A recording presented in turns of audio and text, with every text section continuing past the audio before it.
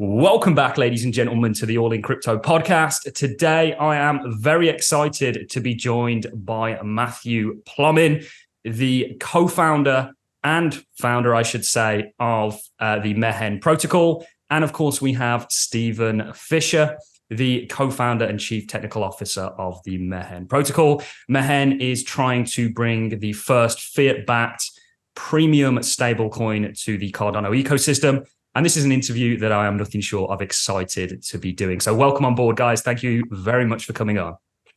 Thanks. It's good to be with you. Yeah, appreciate it.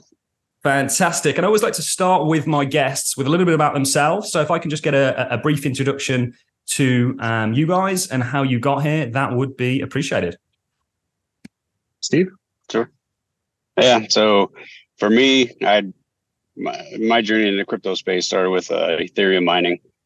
But when they were switching over to proof of stake, I knew I needed something else and looked around at the different ecosystems and ultimately settled on Cardano.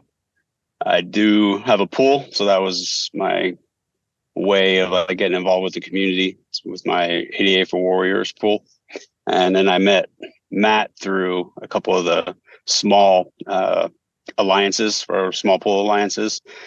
We did a little bit of work together, and then he started stirring up some stuff with Jed, and then he got challenged. He accepted the challenge to create a stablecoin, and from the work that we've done in the past, and he asked me if I wanted to be involved, and I said yes. And so it's just been that journey since then. So fantastic. And Matthew, a little bit about yourself. So I've worked for my whole career on Wall Street, 15 years doing really money markets, short end, front end, short duration, high quality liquid investing with the asset manager there. I've been working in cash and cash products for a very long time on both the client side and the risk side. Work with the portfolio management team to define risk acceptable issuers and that kind of thing. So I'm very familiar with stable value products. I'm very familiar with the fiat regulatory environment, and so going into this venture seemed like a nice parallel to my career. I did a couple of years ago. I sat down with a friend of mine who's he's one of the core contributors on the ADAO project, the Summit project. And I asked him about crypto. He's this friend of mine that's been in my ear the whole time. His name's Adam. He sat down and he's like, "What do you think about Altcoin? What do you think about these other things?" He's asking me about these coins, and I have no idea. I was just totally off of crypto. And I ended up coming back to him and said, "Well, what about tokenizing mutual fund assets? How would you take a mutual fund and turn it into something that you could trade peer to peer? Is that something blockchain could do?" And he said, yeah. Then he introduced me to sort of the various protocols, Ethereum, Cardano. We didn't look at a whole lot of the other third-gen blockchains, but when it came to understanding the UTXO model, the proof of stake model at the time, Ethereum wasn't even, it was on the roadmap, but it was one of those things that was perpetually 9 months into the future. So nobody ever expected the proof of stake changeover to happen in Ethereum when we were first looking at it. So the idea of launching a tokenized mutual fund on Cardano was very appealing, and then we ended up not being able to do that because various things within the law of actual mutual funds. But the idea of doing a stable coin came up, and people introduced me to the JED protocol. People introduced me to various other options that could be happening on Cardano. And after I looked through the JED white paper, I realized that there was some fatal flaws in that whole thing, and decided that there might be a better way. Started looking at the ability of doing fiat-backed stablecoins and really the legal frameworks around USDC or USDT. We decided that the USDC legal framework is a little more sound.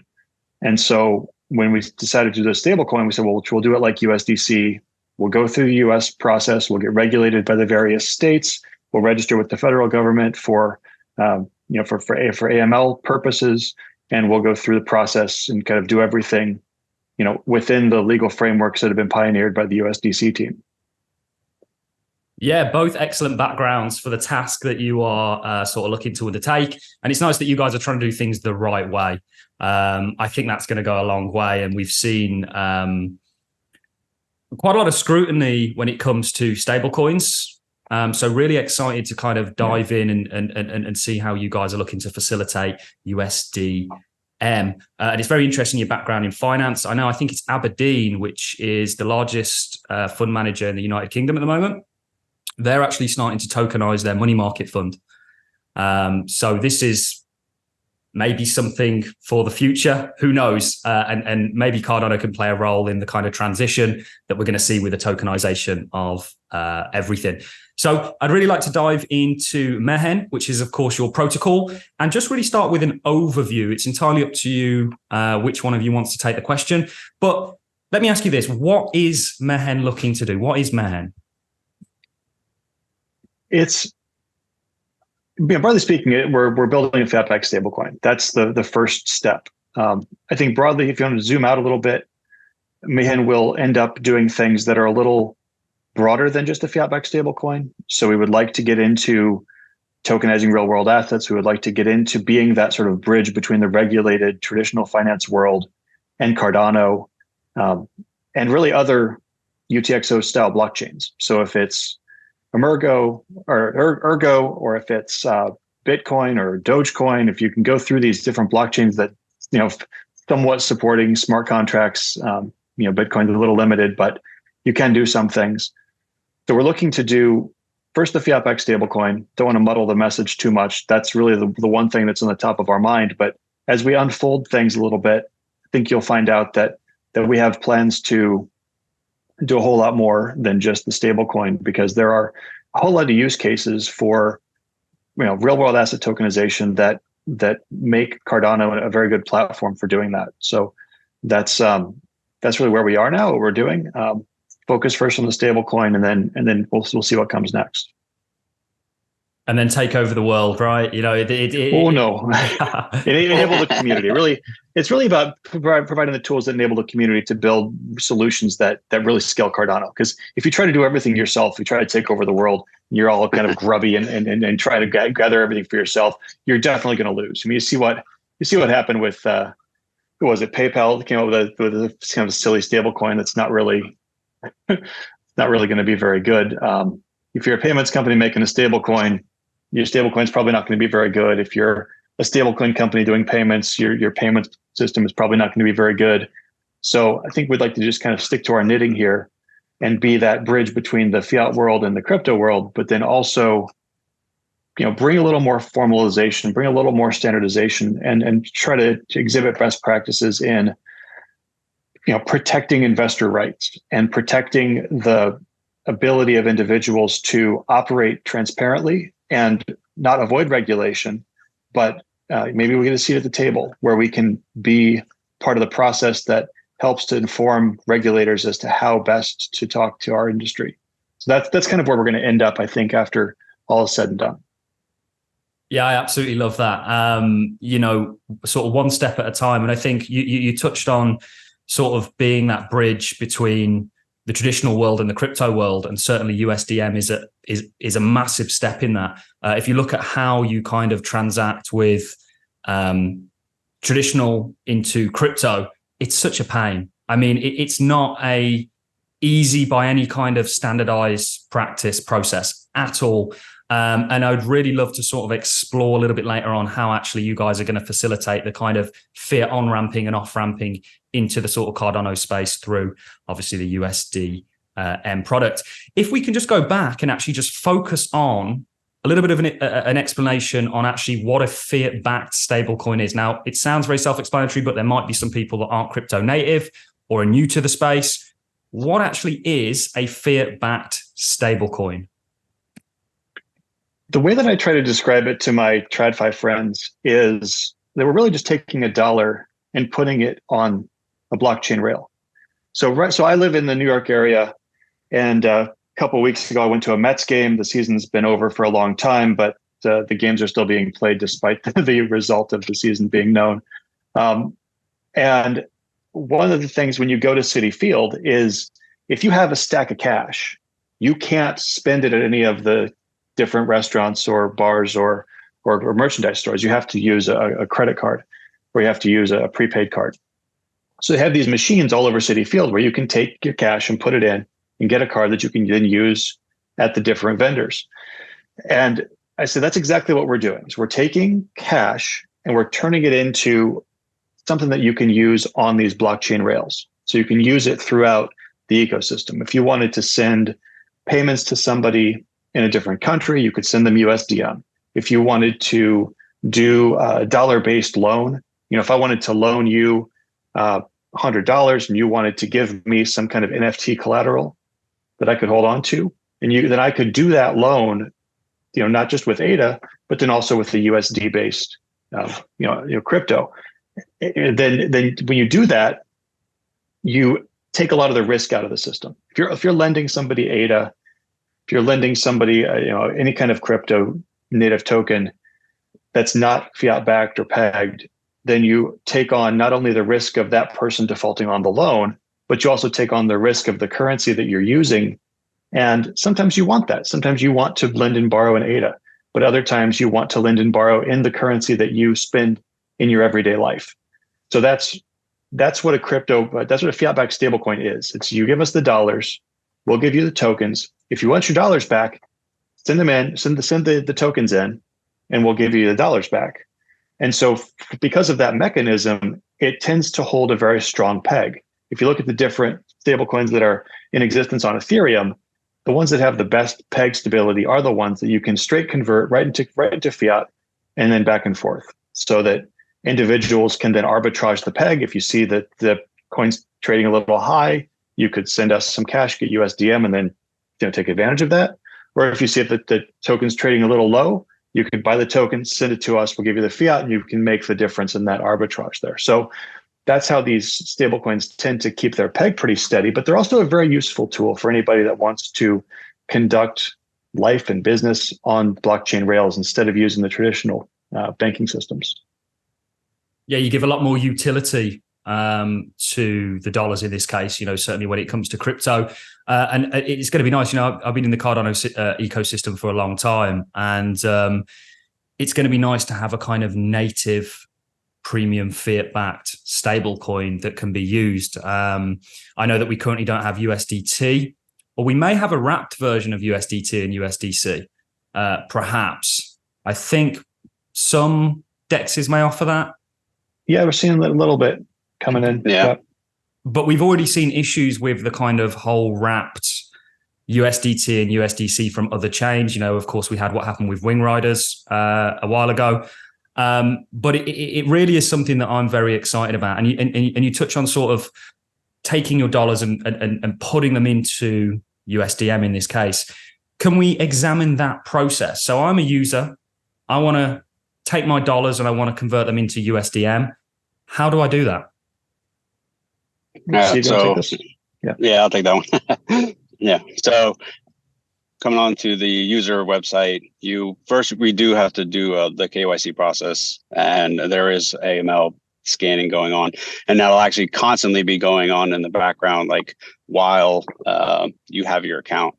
And once you are KYC'd and everything comes back fine, then we basically will assign you Cardano address and a bank.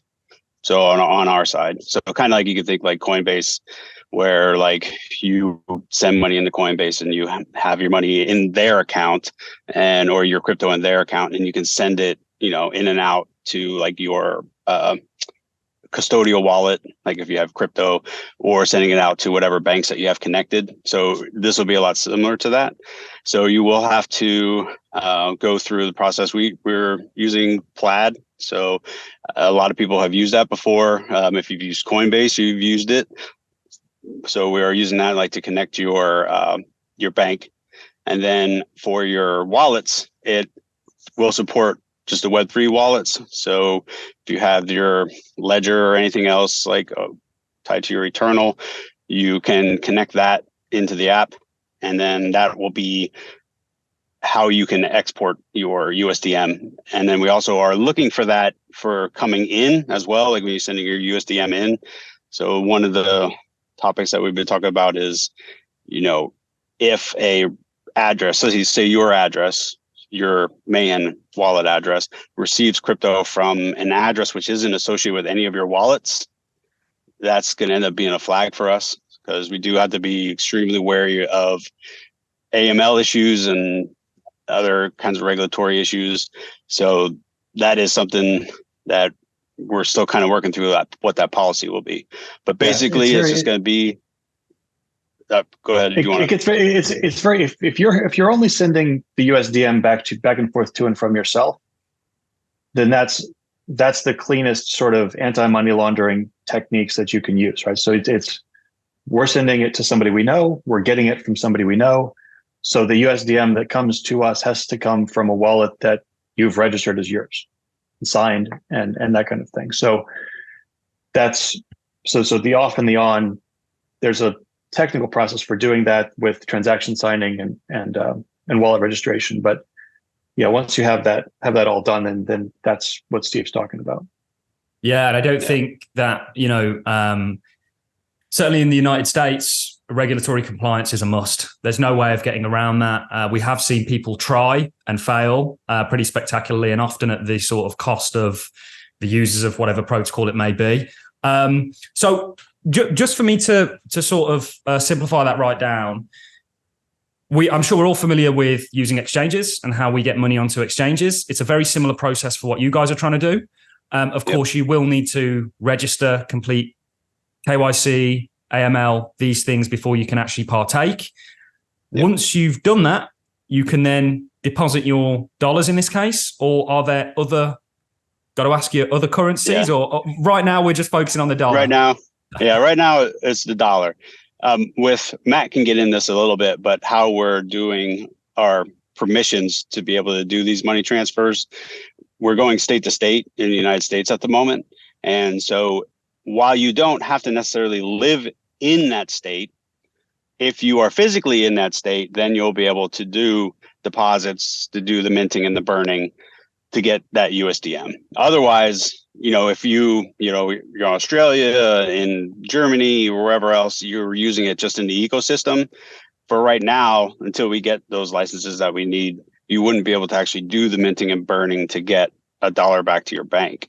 Matt can talk about that a little bit more, but that's the other aspect of this whole thing, is that geolocation, making sure that we're operating in the boundaries that we're allowed to. Yeah, of course. I think you've absolutely got to. So I've now minted I've gone through the KYC, I've gone through everything. I've now minted my USDM. I can send that out to whatever wallet I want, or do I need to connect directly into the platform with something like a Lace or Eternal or a Ledger? Yeah, you would have to. We would have to register like your wallet with us. So right now we have it integrated with Web3, and so it's Nami Eternal.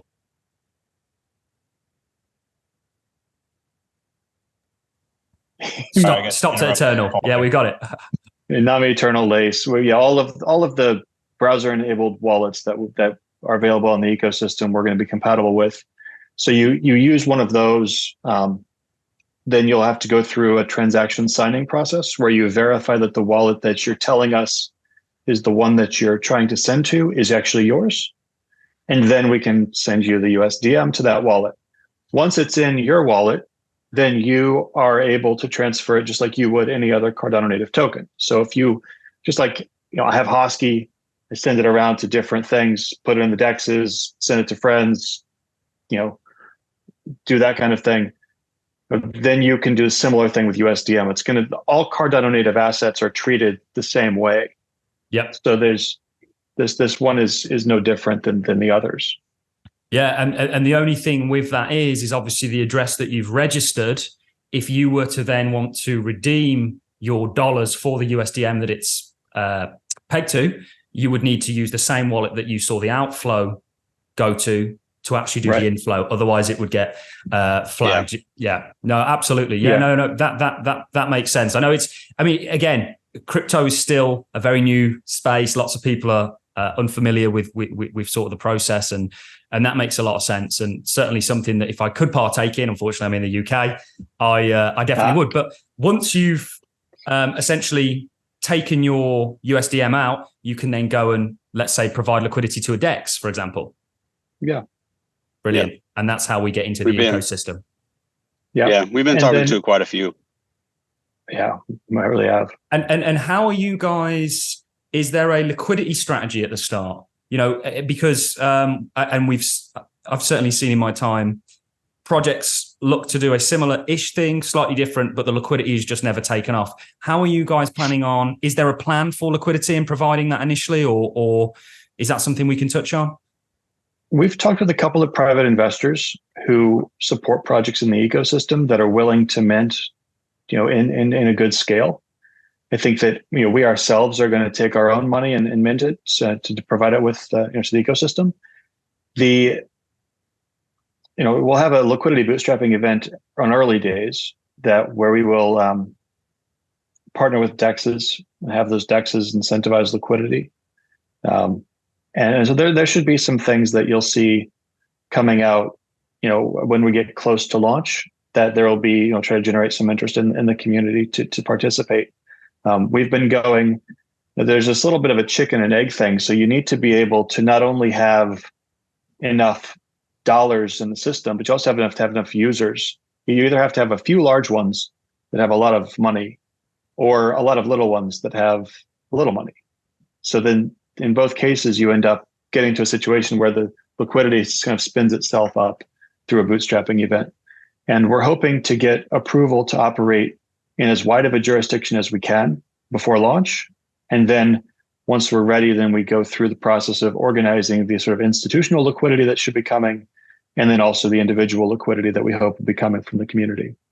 We're very pleased when we got the Catalyst funding, I think we were like the 5th or 6th largest number of vote getters, not just the ADA, but like the number of votes. Because like that's really what we cared most about, was that the community is excited and invested in the idea, and that they'll be able to, you know, have enough support throughout the ecosystem, not only on the on-ramp and off-ramp side, but also then like in the broader universe of how it's going to be used.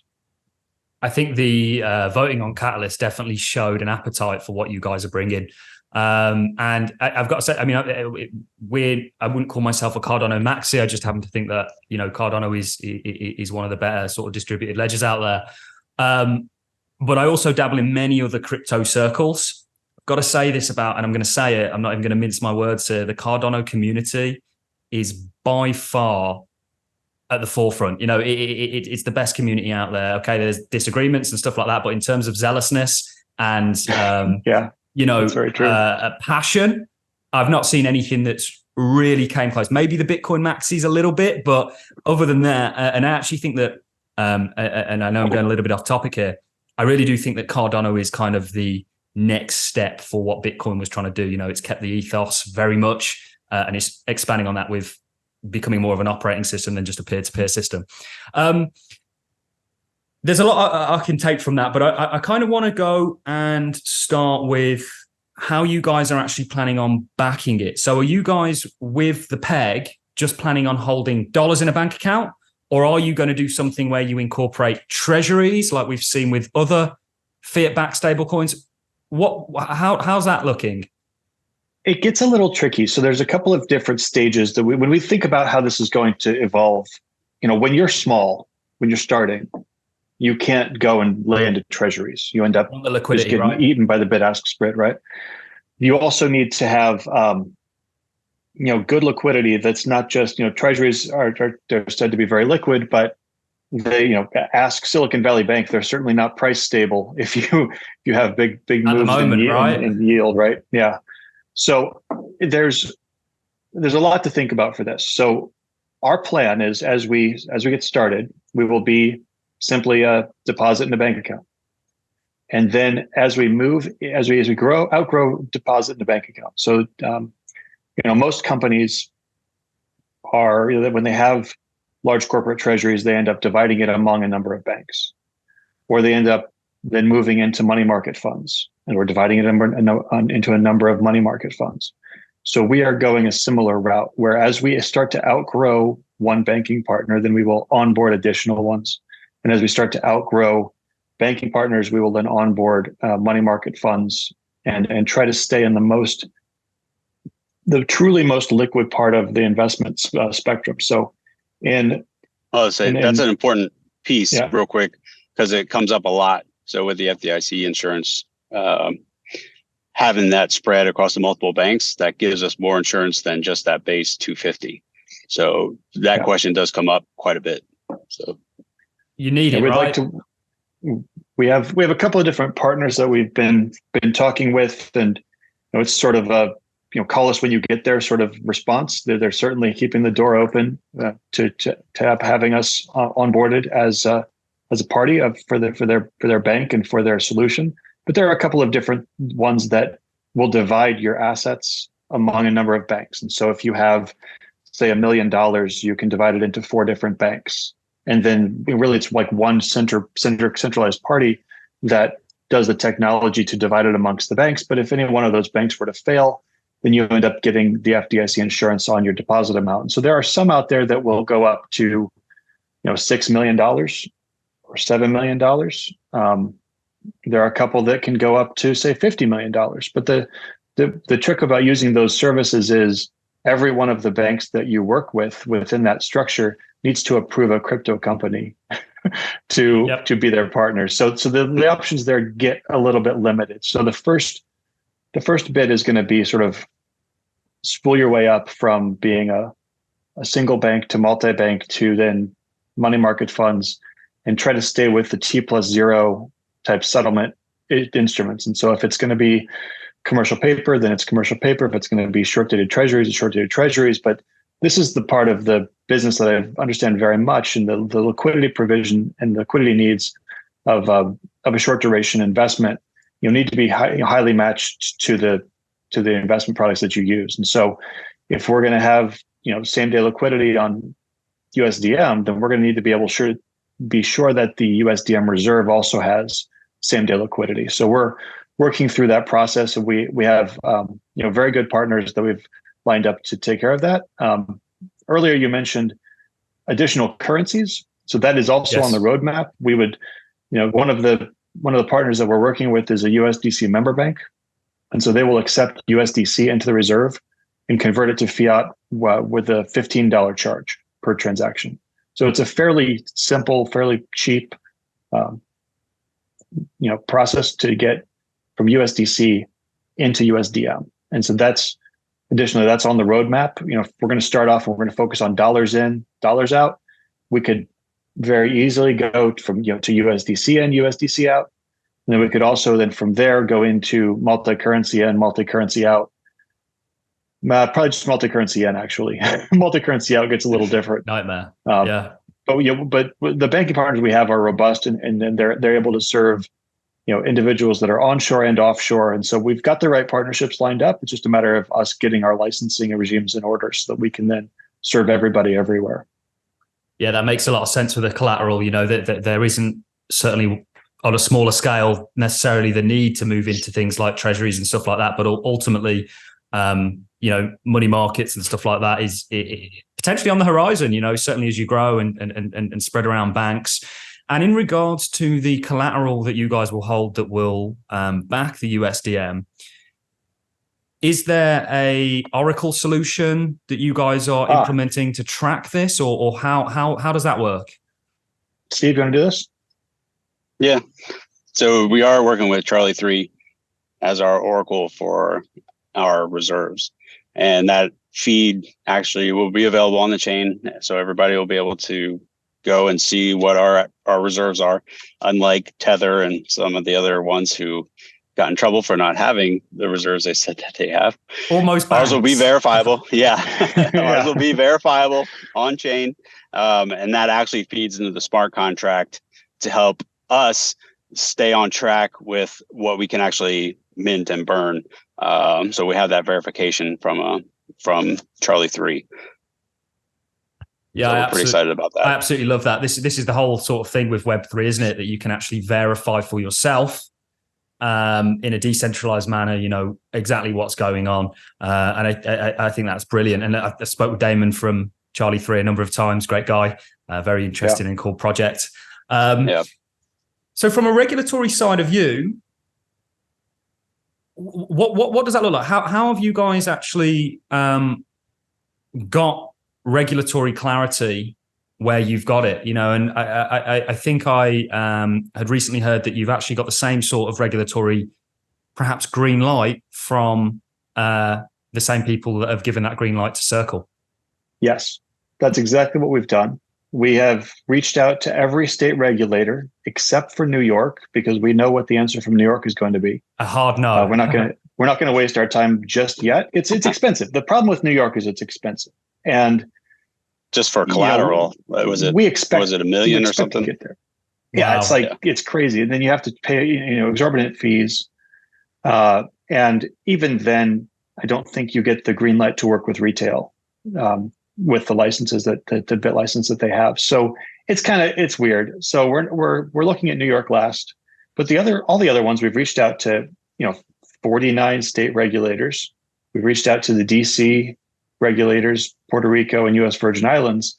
And we've looked at all of these different jurisdictions individually to try and understand the laws and understand what needs to be done. And then we've reached out to have a dialogue with each of them. In some of the cases, you need to go ahead and apply for a license. I know the state of Louisiana has a crypto license that you need to apply for. Many of the states treat this as though you were a money transmitter. So that means that's the same regulation that would say if you're going to issue a gift card. Like I mentioned, this kiosk in the Citi Field for the Mets game, that's a regulated activity. Is taking that fiat and distributing an electronic gift card. And so those regulators we've talked with, and that's the same sort of regulatory apparatus that we would be captured under. Just like you can have electronic gift cards, the USDM is essentially an electronic gift card that is traded on a blockchain, or it's transferred on a blockchain. So when you really boil it down, the laws, even though the laws around cryptocurrencies are fairly vague. The laws, the rights that are given to project token holders are very vague, or they're really, really non-existent in the US. The way you treat a Fiat Backed stablecoin is fairly well understood. And so we've talked with, we have the best attorneys. We have literally the guy that wrote the book on money transmitter law in the US is our attorney for the for these 50 state regulators and for our international strategy. So we're trying to do things on an above board manner, and really that's appreciated by our banking partners.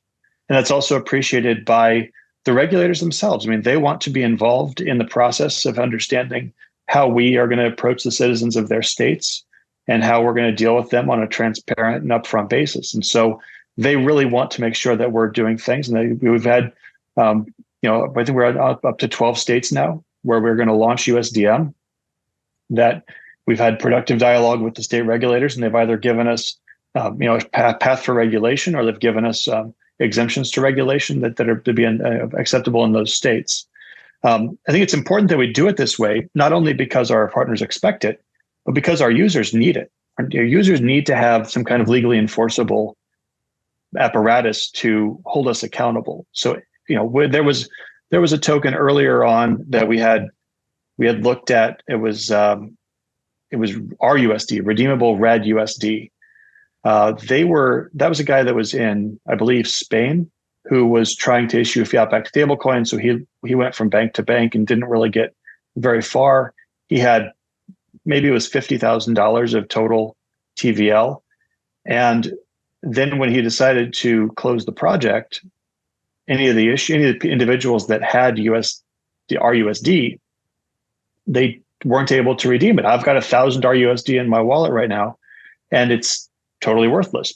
There's no legal enforcement action for me to take against him. There's no ability for me to say, well, you said this was going to be redeemable for dollars, and now where's the dollars?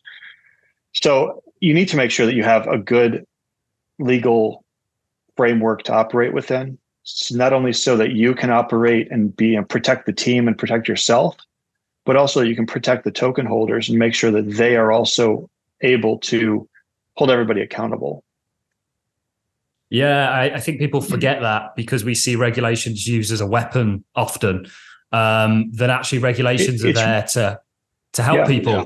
That's where it's the consumer protection laws.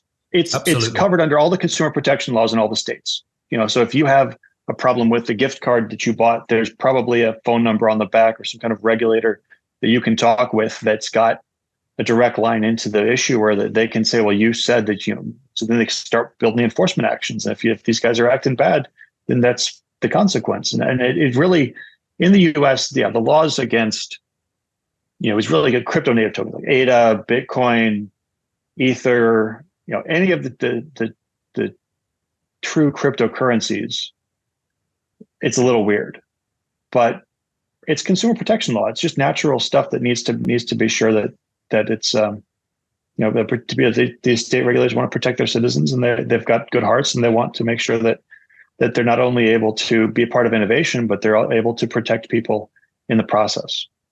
Yeah, absolutely. And I think there's a lot of projects out there that try and do traditional finance stuff, but what they do is they say, oh, it's crypto, and they try and get around it, even though it's kind of like, well, there are certain things that you could argue against regulations for, but certainly, sort of traditional products and things that are already offered, certainly in somewhere like the United States, there are clear areas with regulations in certain departments. However, crypto as a whole, I think, is in quite a grey area. And also what you mentioned about going to state regulators and some of them being very on board. Actually, that's a common theme. You'll find there is so many regulators in the United States that are actually very for and on board with the crypto space. When people think about regulations, they just think about Gary Gensler in front of Congress, refusing to answer whether Ethereum's a security or not. So it's absolutely fascinating and really encouraging that you guys have gone through the right legal paths and are trying to do this properly, not just for your own benefit, but for the benefit of the consumers, the people that are going to be using USDM. So that's very, very encouraging. Before I ask you about timeline, because I think I'm sure people will be dying to know after this, what do you think the value of a fiat-backed stablecoin is to an ecosystem? And I'm happy for either one or both of you to weigh in on this. I mean, I'll just say a little bit. I had a Catalyst Fund 9 project, and that got funded, 8 bounties. That was a surprise. But at that time, we got paid. It was a dollar amount that you asked for. Fund 10 is a ADA amount. So I got a dollar amount, and I was getting disbursements anywhere from 44 cents to down to 26 cents or whatever. So it's a huge change in the amount of ADA that I got, even though the dollar amount was the same. And what I should have done is my first payments that I gotten out, converted it immediately, because that was back November, and it was, like I said, it was 44 cents, because in January to 31 cents. And so I already lost a nice chunk of that value because I held it. I didn't have expenses necessarily other than my time for the project at that point. But if I could have had USDM at that point, and I could have converted it in the USDM with a minimal fee and not lost a couple $1,000 by doing that. And so it gives projects a lot more stability. If people are working for these projects and they want to get paid in crypto, they don't want to get paid in dollars, it gives them stability. So you could pay people in USDM. It's just a lot easier, a lot faster. They're already in the ecosystem if they want to do some other stuff with it. So it is just a stability piece that I think the space is just missing in general. So that's my personal side of it, why I want to do this. I absolutely agree with everything you've said there. Matt, anything from you? I think we've said a lot already. Broadly speaking, it's just a very useful tool. You can send dollars to people using blockchain solutions. Right. Before we started this call, I was on the phone with a travel agency in Dubai trying to book my hotel for the summit. And I was having a heck of a time getting the credit card approved because it was a suspicious charge. It was in a weird place in the world. It was obviously not where I was located. And so there was a very difficult process to send dollars to this travel agency. But if we'd just been able to do USDM, right? We would have been able to just send it Problem in one solved. Cardano transaction, right? Problem solved. Yeah, absolutely. And I really want to move on to timeline. So where's the project currently at? And I'm not asking for any this date 100% because I know that in this space that's neon impossible to, you may get lucky and get things rocking and rolling on the exact date and the exact time. But what's the sort of rough timeline? Where are you guys at currently, and how far are we off from launching? We just began from the the tech process. Side. Yeah. I'll say, yeah, I'll just do the tech side real quick and then Matt can talk about the other stuff. So my goal is to push out another pre-prod demo by the end of October. I still do have a day job. Who knows how this goes? Maybe I won't anymore, but I do have some travel coming up. But my goal is another pre-prod demo. There'll be more functionality than what we had at Rare Evo. And there's some other changes on the system. So it's being nice way for people to go in, see that what we're actually building, maybe we get a little more interest in what we're doing because a lot of people still don't know, which is interesting. I know. And then, then for delivery, the delivery goal is by the end of the year for mainnet. Brilliant. At least from the tech side. So a nice Christmas gift. Yes. We'll be on stage in Dubai.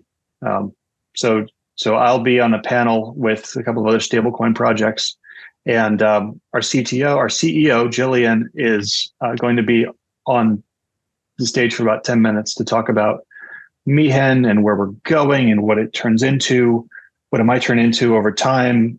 What, sort of the difference between working in the cypherpunk space and the regulated space. So we'd like to do sort of that, the actual hard date announcement at that point. But like Steve said, we should be ready to go into year. Yeah, brilliant. Really looking forward to it. And of course, you are going to be at the summit. So that's really something to look forward to. I'm looking forward to a lot of what comes out of the summit, and certainly in regards to Mehen, this announcement that is kind of the pre-announcement that we're getting right now. But the last thing really for me to ask you guys is, if people want to find out more about the project, they want to find out more about how things are going, stay up to date, what's the best way for them to do that? And of course, we'll leave links in the description. The socials are great. Mehen official on Twitter. Discord is discord.gg/Mehen. The website mehen.io. Those are all very, very acceptable or very available ways to get a hold of us. There's a newsletter on the website as well. Sign up for the newsletter. You get the first news in the newsletter, first news in the Discord, and then in the newsletter. So that's the best place to get us. So Discord, which we'll leave a link to in the description. Of course, we'll leave a link to your website. We'll leave a link to Twitter feeds, everything in the description on where people can find out more if they want to do a little bit more diving. And make sure you guys follow along on Twitter. If you can get in the Discord, get in the... People don't utilize Discords enough. That the alpha that you get in Discords is... Twitter's amazing. It's both the worst and the best place to get information. But Discords are phenomenal, certainly if you're interested in a project. So we'll leave a link to everything in the description in regards to where people can find you guys and what you're doing and follow along. Guys, it's been an absolute pleasure. I really do appreciate both of your time coming on the show. And I'm sure this is going to be warmly received, and hopefully we can have you back on very soon. Thank you. Yeah, that would be amazing. Appreciate the opportunity. Yeah. Thank you very much. Thank you. All right.